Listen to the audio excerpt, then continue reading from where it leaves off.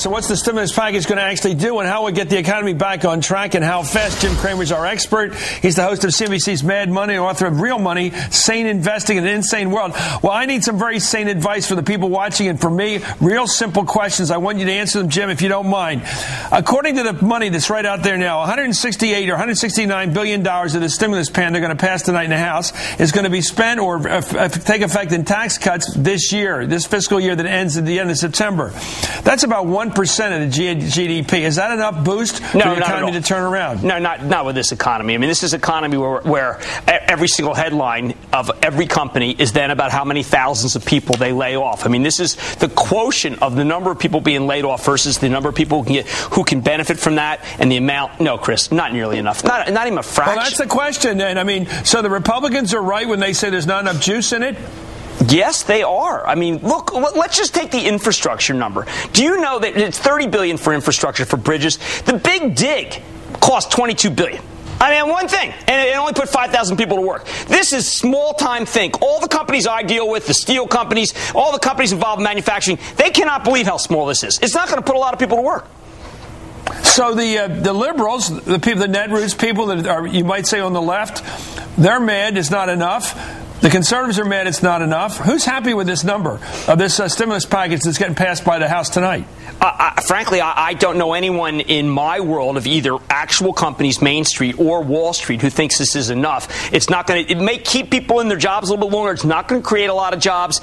And I think people do not understand, Chris, the number of jobs being crunched every day in this country. You see the big headlines of companies. That's small change versus all the smaller companies that are laying people off or making them part-time. I think this problem's much bigger than the president realizes. Well, that's what I don't understand, and that's my big conundrum. We got about a $13 trillion economy, $55 trillion world economy. We're talking here about squat, it seems, in terms of, let's take a look here. Here's the president making his case. Let's give him his shot. Here he is. The businesses that are shedding jobs to stay afloat, they can't afford inaction or delay. The workers who are returning home to tell their husbands and wives and children that they no longer have a job. And all those who live in fear that their job will be next on the cutting blocks, they need help now. They are looking to Washington for action, bold and swift, and that is why I hope to sign an American Recovery and Reinvestment Plan into law in the next few weeks. The total amount of dollars involved in this plan, going over the most recent numbers, as I said, $169 billion between now and the end of September. Then $356 billion next year, the year that begins October 1st of this year, and then $174 billion in the subsequent year. Now, that's total impact of all the tax cuts and all the spending hikes.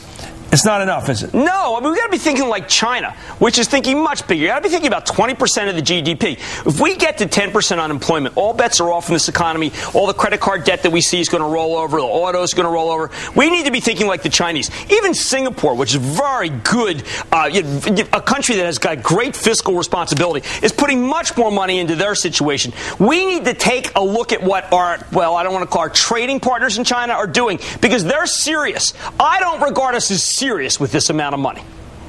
Okay, who's the best person to give a tax cut to? A poor person who lives paycheck to paycheck, who may not even have a paycheck, who only really pays payroll taxes. They pay Social Security and Medicare tax. They don't really get hit for income taxes. Is it better to give them $1,000 because they're going to go out and spend it on shoes and food? Or is it better to give it to a middle-class family that may spend it on, well, they may spend on something to go out for dinner one night. They may spend on tuition bills. They may spend on medical bills, whatever. Who's going to spend the most percentage of the money that gives them and spend it on things that's going to get the economy rolling again, not just wasting it? And not that I like this, but the middle class will actually just stick it in the bank, because that is actually how jittery and how frozen in recession mindset the middle class are. The people who do not have a lot of money will go spend that right now. So if you want to put that money into the economy, you do that. Of course, you and I both know this is not a solution. We need to create longer-term jobs. We have so much infrastructure that we could fix here. That number has to be 10 times. Chris, 10 times in infrastructure, I'll take it seriously. Okay, I don't want to get over your head here, but why in the world aren't we doing what they said they were going to do? Build bridges, factory jobs, replace the smell of decay with the smell of construction. The cranes out, the trucks out. Why don't they spend all the money either on tax cuts for people who need the money and or building stuff? Why is it all going into all this sort of cats and dogs programs? I was shocked. I mean, I had Eric Schmidt on as the CEO of Google. We were all excited about all the money's going to go to exactly what you just talked about. And then he said to me a few weeks later, he said, oh my, when you look at this bill, you won't believe it. It has so little to do with what we thought was going to happen. I am just ashamed. We should be in one city alone, Boston, could eat through all that money. This is just nuts, Chris. Yeah, well, I don't know. Every time I go through a big city, I wonder what's underground. The old sewer systems, the old water systems. I said, the old subway systems, they're 150, 200 years old. I said, what's down there? It's going to fall in if we don't fix it. Let's fix that now. I would and put people to work with real jobs that pay 15, 20, 30 an hour. And let them get some double time and golden time. That would seem to be the smart. Like, well, let's give the president some credit here. The new president, Barack Obama, he took out a ton of money in here, a lot of money in here for contraceptives, condoms. Right. I have to tell you, if you want to have a balloon head solution, I mean literally balloon head, put in some condoms into this thing as some kind of stimulus package. And he said, this is ridiculous. Till he called up Henry Waxman and said, get that stuff out of there.